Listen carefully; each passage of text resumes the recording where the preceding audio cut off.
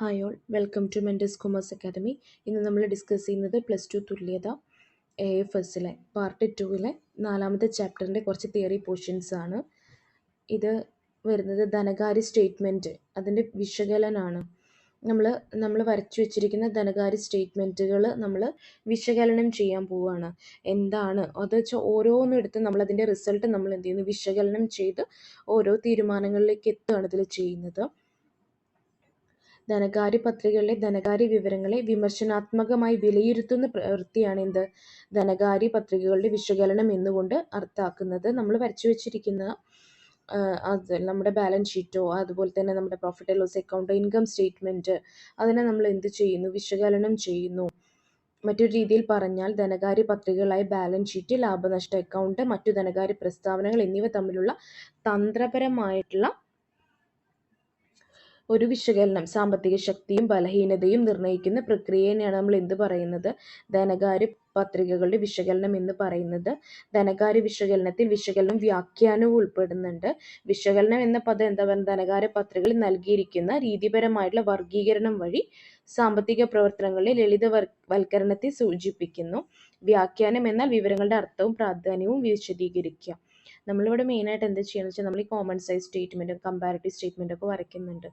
ആ സ്റ്റേറ്റ്മെൻറ്റുകളൊക്കെ വരച്ചിട്ട് നമ്മൾ എന്ത് ചെയ്യുന്നു, അതിൻ്റെ റിസൾട്ട് നമ്മളൊന്ന് വിശകലനം ചെയ്യുന്നു. 2 വർഷത്തെ കൂടെ കമ്പയർ ചെയ്ത് ഇൻക്രീസ് ചെയ്തോ ഡിക്രീസ് ചെയ്തോ എന്നുള്ള, ഇൻകം കൂടിയോ എക്സ്പെൻസ് കൂടിയോ എന്നുള്ള കാര്യങ്ങൾ കമ്പയർ ചെയ്ത് വിശകലനം ചെയ്യുകയാണ് ഇതിൽ ചെയ്യുന്നത്, ഈ ഒരു ചാപ്റ്ററിൽ നമ്മൾ ചെയ്യുന്നത്.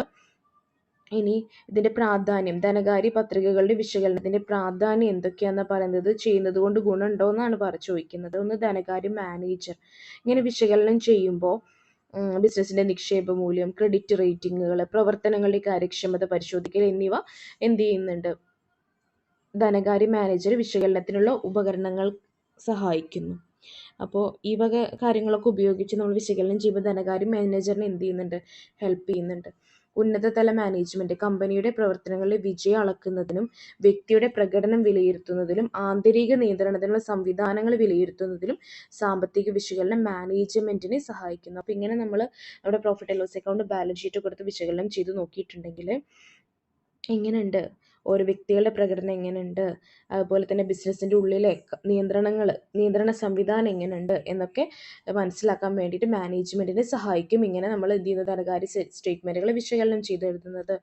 വ്യാപാര കടക്കാർ, ട്രേഡ് പേയബിൾ കമ്പനിയുടെ ഹ്രസ്വകാല ബാധ്യത അടച്ചു തീർക്കാനുള്ള കഴിവിനെ വിലയിരുത്താനും ഭാവിയിലുണ്ടാകുന്ന എല്ലാ സാമ്പത്തിക ബാധ്യതകളും അടച്ചു തീർക്കാനുള്ള സ്ഥിരമായ സാധ്യത കൂടി വിലയിരുത്താനും നമുക്ക് ഇങ്ങനെ നമ്മുടെ ഈ ധനകാര്യ സ്റ്റേറ്റ്മെൻറ്റുകളുടെ വിശകലനം കൊണ്ട് സഹായിക്കുന്നുണ്ട്. പണമിടപാടുകാർ, ദീർഘകാല വായ്പ നൽകുന്നവർക്ക് സ്ഥാപനത്തിൻ്റെ നിലവിലെ സാമ്പത്തിക സ്ഥിരത, നമുക്ക് വായ്പ തന്നവർക്ക് ഇപ്പം നമ്മുടെ സ്ഥാപനത്തിൻ്റെ അവസ്ഥ എന്താണ്, ലാഭക്ഷമത എത്രയുണ്ട് എന്ന് വിലയിരുത്തുന്നതിന് സഹായിക്കും. നമ്മുടെ സ്റ്റേറ്റ്മെൻറ്റ് എഴുതി വെച്ചാൽ മാത്രം പോരാ, അത് വിശകലനം ചെയ്യുമ്പോഴാണ് നമുക്കിതൊക്കെ മനസ്സിലാക്കാനായിട്ട് സാധിക്കുന്നത്.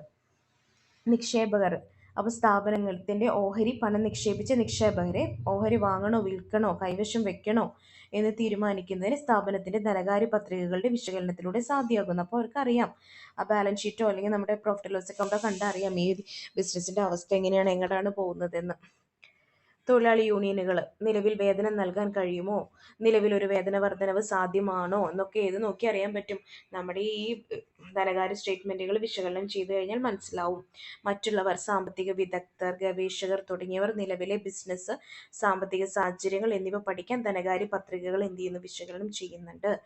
ഇനി അടുത്തത് ചോദിക്കുന്നതാണ്, ഇതൊന്ന് കോമൺ ആയിട്ട് മനസ്സിലാക്കി വിശകലനം ചെയ്താലാണ് നമുക്ക് എന്ത് ചെയ്യാൻ പറ്റുള്ളൂ, തീരുമാനങ്ങൾ എടുക്കാൻ പറ്റുള്ളൂ. ആർക്കൊക്കെയാണ് ഇത് ഗുണം, മാനേജ്മെൻറ്റിന് ഗുണം, ട്രേഡ് യൂണിയൻസിന് അത് ഗുണമാണ്, പിന്നെ മറ്റുള്ളവർക്ക് നിക്ഷേപകർക്ക് ഗുണമാണ്, കടക്കാർക്ക് ഗുണമാണ്, കടം മേടിക്കുന്നവർക്കും നിക്ഷേപകർക്കും ഒക്കെ ഗുണമാണ്. ഇത് വിശകലനം ചെയ്താൽ മാത്രമേ നമ്മുടെ ബിസിനസ്സിൻ്റെ യഥാർത്ഥ അവസ്ഥ നമുക്ക് മനസ്സിലാക്കാനായിട്ട് പറ്റുള്ളൂ. ഇനി ധനകാര്യ പത്രികകളുടെ വിശകലനത്തിൻ്റെ ലക്ഷ്യങ്ങളാണ്. ധനകാര്യ പത്രികകളുടെ വിശകലനത്തിൻ്റെ പ്രധാന ലക്ഷ്യങ്ങൾ ചുവടെ ചേർക്കുന്നു. എന്തുകൊണ്ടാണ് ഇങ്ങനെ വിശകലനം ചെയ്യുന്നത്, നമുക്ക് ഓർമ്മ വരണം. കമ്പാരിറ്റീവ് ബാലൻസ് ഷീറ്റ്, നമ്മൾ താരതമ്യ ബാലൻസ് ഷീറ്റ്, അതുപോലെ തന്നെ താരതമ്യ ലാഭനഷ്ട അക്കൗണ്ട്, പിന്നെ common size balance sheet, common size profit or loss account ഒക്കെ നമ്മൾ പഠിച്ചിട്ടുണ്ട്. ട്രെൻഡ് അനാലിസിസ്, ഇതൊക്കെയാണ് ധനകാര്യ വിശകലനത്തിന് നമ്മൾ ഉപയോഗിക്കുന്നത്. റേഷ്യോ അനാലിസിസ് ചോദിക്കട്ടെ, ഏതൊക്കെ ടൂൾസ് ഉപയോഗിച്ചിട്ടാണ് നമ്മൾ ധനകാര്യ വിശകലനം ചെയ്യുന്നതെന്ന് നമ്മൾ ചോദിക്കും. അപ്പോൾ ടൂൾസ് ഏതാണ്? Comparative balance sheet, comparative profit and loss account, common size balance sheet, common size profit and loss account, trend analysis, ratio analysis. ഇതൊക്കെ ഉപയോഗിച്ചിട്ടാണ് നമ്മൾ എന്ത് ചെയ്യുന്നത്? നമ്മുടെ ധനകാര്യ സ്റ്റേറ്റ്മെന്റുകളെ വിശകലനം ചെയ്യുന്നത്. ഇതൊരു ക്വസ്റ്റ്യൻ ആണ് കേട്ടോ, ടൂൾസ്. പിന്നെ ധനകാര്യ പത്രികകളുടെ വിശകലനത്തിന്റെ ലക്ഷ്യങ്ങൾ എന്തൊക്കെയാണ്? അതിലൊരു സ്ഥാപനത്തിന്റെ വരുമാനശേഷി കണക്കാക്കാൻ, ഒരു കമ്പനിയുടെ പ്രവർത്തന പ്രകടനം കണ്ടെത്താൻ, പിന്നെ വിവിധ ബിസിനസ് പ്രവർത്തനങ്ങളുടെ കാര്യക്ഷമത പരിശോധിക്കാൻ വേണ്ടിയിട്ട്, ഒരു കമ്പനിയുടെ സാമ്പത്തിക പ്രകടനം കണ്ടെത്താൻ വേണ്ടിയിട്ട്, മാനേജർമാരുടെ പ്രവർത്തന മികവ് വിലയിരുത്താൻ, വ്യത്യസ്ത കാലയളവുകളിലെ ഒരു കമ്പനിയുടെ പ്രകടനം എന്ത് ചെയ്യാൻ വേണ്ടിയിട്ട്? താരതമ്യം ചെയ്യാൻ വേണ്ടിയിട്ട്, ഒരു സ്ഥാപനത്തിന്റെ കടമെടുക്കൽ ശേഷി വിലയിരുത്താൻ, എത്രത്തോളം കടമെടുക്കാൻ പറ്റും ആ ശേഷി വിലയിരുത്താൻ, ഒരു സ്ഥാപനത്തിന്റെ ദീർഘകാല സാമ്പത്തിക സ്ഥിരതയും തിരിച്ചടയ്ക്കൽ ശേഷിയും നിർണ്ണയിക്കൽ, ഒരു സ്ഥാപനത്തിന്റെ ഭാവി സാധ്യതകളെ കുറിച്ച് തീരുമാനിക്കൽ, സ്ഥാപനത്തിന്റെ സാമ്പത്തിക സ്ഥിതിയുടെ വിവിധ ഘടകങ്ങൾ തമ്മിലുള്ള ആക്ഷേപ പ്രാധാന്യം കണ്ടെത്താൻ. ഇനി ധനകാര്യ പത്രികകളുടെ വിശകലനത്തിനുള്ള ഉപാധികൾ, ടൂൾസ് ഓഫ് ഫിനാൻഷ്യൽ സ്റ്റേറ്റ്മെന്റ്. ഇത് ഇമ്പോർട്ടൻ്റ് ആണ്, ഇപ്പോഴും ചോദിച്ചോളൂ. ധനകാര്യ വിശകലനത്തിനായി സാധനം ഉപയോഗിക്കുന്ന ഉപാധികൾ ഏതാ? താരതമ്യ പത്രികകൾ, കമ്പാരിറ്റീവ് സ്റ്റേറ്റ്മെന്റ്. കമ്പാരിറ്റീവ് സ്റ്റേറ്റ്മെന്റിൽ തന്നെ രണ്ടെണ്ണം ഉണ്ട്. ഇത് എന്തിനെ കമ്പയർ ചെയ്യുക? അപ്പോൾ ഒരു സ്ഥാപനത്തിന്റെയോ രണ്ട് സ്ഥാപനങ്ങൾക്കിടയിലോ ഒരു നിശ്ചിത കാലയളവിലെ ധനകാര്യ പത്രികകളിലെ എല്ലാ ഇനങ്ങളും കേവല ശതമാന കണക്കുകളിൽ ശതമാനം കണ്ടുപിടിക്കുകയാണ്. ഉണ്ടാകുന്ന മാറ്റങ്ങൾ താരതമ്യ പത്രികയിലൂടെ താരതമ്യം ചെയ്യുന്നു. നമ്മൾ പ്രോബ്ലം ചെയ്തിട്ടുണ്ട്. അപ്പോൾ ആദ്യം നമ്മൾ വിവരണങ്ങൾ എഴുതും, ക്വസ്റ്റ്യൻ തന്നത് അതുപോലെ പകർത്തി വെക്കും. എന്നിട്ട് ആദ്യ വർഷത്തെ തുക, രണ്ടാം വർഷത്തെ തുക. ഇനി കേവല വർധനവാണോ കുറവാണോ എന്ന് കണ്ടുപിടിക്കും. പിന്നെ അതിന്റെ ശതമാനം കണ്ടുപിടിക്കും. അങ്ങനെയാണ് നമ്മൾ താരതമ്യ പത്രികകൾ ചെയ്യുക. താരതമ്യ ബാലൻസ് ഷീറ്റും താരതമ്യ ലാഭനഷ്ട അക്കൗണ്ട് അങ്ങനെ തന്നെയാണ് ചെയ്യുക. അപ്പോൾ കഴിഞ്ഞ നിങ്ങളുടെ മോഡൽ എക്സാമിന് ചോദിച്ചിരുന്നു ഇതിന്റെ പ്രൊസീജിയർ എഴുതാൻ. അപ്പോൾ ഇങ്ങനെ ഒരു ഇത് വരച്ചു വെക്കുക. എന്നിട്ട് എന്ത് ചെയ്യുക? ആദ്യ കോളത്തിൽ ഇനങ്ങൾ എഴുതുക, രണ്ടാമത്തെ കോളത്തിൽ ഇനത്തിന്റെ ആദ്യ വർഷത്തെ തുക രേഖപ്പെടുത്തുക, മൂന്നാമത്തെ കോളത്തിൽ ഇനത്തിന്റെ രണ്ടാം വർഷത്തെ തുക രേഖപ്പെടുത്തുക, നാലാം കോളത്തിൽ രണ്ടാമത്തെ വർഷത്തെ തുകയിൽ നിന്നും ആദ്യത്തെ വർഷത്തെ തുക കുറച്ച് രേഖപ്പെടുത്തുക, രണ്ടിൽ നിന്ന് 3 കുറച്ച് രേഖപ്പെടുത്തുക. നൽകിയിരിക്കുന്ന രീതിയിൽ എന്ത് ചെയ്യുക? ശതമാനം കണ്ടുപിടിക്കുക. കേവല വർധനവ് അല്ലെങ്കിൽ കേവല കുറവ്, കോളം 4 നമ്മൾ കണ്ടുപിടിച്ച എമൗണ്ട് ഹരിക്കണം ബേസ് ഇയർ എന്ന് വെച്ചാൽ ആദ്യ വർഷം ഇൻറ്റു 100 ചെയ്താൽ നിങ്ങൾക്ക് ശതമാന വർധനവ് കുറവ് കിട്ടും. ഇനി പൊതുമാനദണ്ഡ പത്രികകളാണ് കോമൺ സൈസ് സ്റ്റേറ്റ്മെന്റ്. നമ്മൾ ക്ലാസ് എടുക്കുമ്പോൾ പറഞ്ഞിട്ടുണ്ട്, കോമൺ ബേസ് ഉണ്ടായിരിക്കും. ഒരു കമ്പനിയുടെ പ്രവർത്തന ഫലത്തിനും സാമ്പത്തിക സ്ഥിരതയിൽ ഉണ്ടാകുന്ന പ്രധാന മാറ്റങ്ങളും പ്രവണതകളും സൂചിപ്പിക്കുന്ന സാമ്പത്തിക വിശകലന ഉപാധിയാണ് എന്ത്? പൊതുമാനദണ്ഡ പത്രികകൾ. പൊതുമാനദണ്ഡം എന്താ? നെറ്റ് സെയിലാണ്. ആ പൊതുമാനദണ്ഡം അത് വെച്ചിട്ട് നമ്മൾ ധനകാര്യ പത്രികകളെ നമ്മൾ അളക്കുന്നു. ഉദാഹരണമായി പൊതുമാനദണ്ഡമായി പത്രികയിൽ ഓരോ ആസ്തിയും ആകെ ആസ്തിയുടെ എത്ര ശതമാനമാണ് ഓരോ ബാധ്യതയും മൊത്തം ബാധ്യതയുടെ എത്ര ശതമാനമാണെന്ന് കാണിക്കുന്നു. ഇപ്പൊ ബാലൻസ് ഷീറ്റ് ചെയ്യുന്ന വെച്ചാൽ ടോട്ടൽ എടുക്കും. ടോട്ടലാണ് കോമൺ ആയിട്ട് എടുക്കുന്നത്. Profit and loss account, common size ലാഭനഷ്ട അക്കൗണ്ട് ആണെങ്കിൽ നെറ്റ് സെയിലാണ് കോമൺ ബേസ് ആയിട്ട് എടുക്കുന്നത്. അപ്പൊ ഇതിലും നോക്കിക്കോ, അതിന്റെ ഫോർമാറ്റ് നോക്കുക. എന്നിട്ടാണ് അതിന്റെ സ്റ്റെപ്പുകൾ എഴുതാനാണ് ചോദിക്കുന്നത്. അതൊന്ന് പഠിച്ചു വെക്കുക. ആദ്യ കോളത്തിൽ വിവരണങ്ങൾ എഴുതുക, ആദ്യ വർഷം തുക എഴുതുക, രണ്ടാമത്തെ വർഷത്തെ തുക എഴുതുക. ഇതൊക്കെ പ്രോബ്ലത്തിൽ തന്നിട്ടുണ്ടാവും.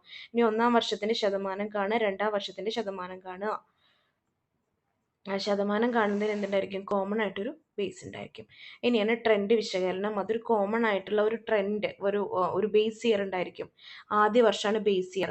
ആ ബേസ് ഇയറിനെ നമ്മൾ ബേസ് ആക്കി എടുത്തിട്ട് നമ്മൾ എന്ത് ചെയ്യും? ഓരോ വർഷവും നമുക്ക് ഉണ്ടാകുന്ന മാറ്റങ്ങൾ കണ്ടുപിടിക്കും. അപ്പോൾ നിങ്ങളിതൊന്ന് വായിച്ചു നോക്കുക. 3 കോളം ഇതിങ്ങനെ വരച്ചു വെക്കുക.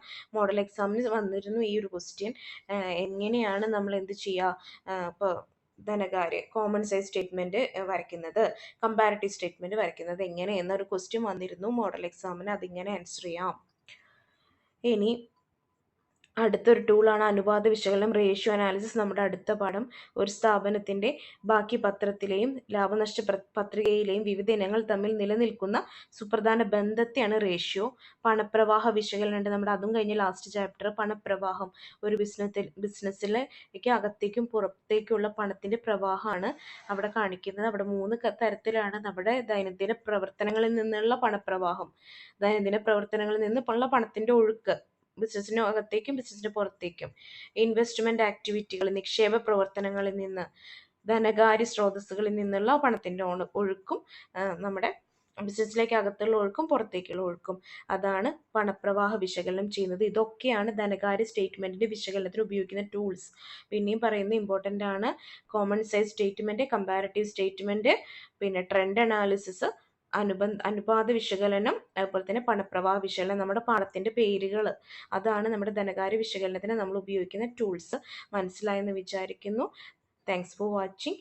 For more videos subscribe my channel.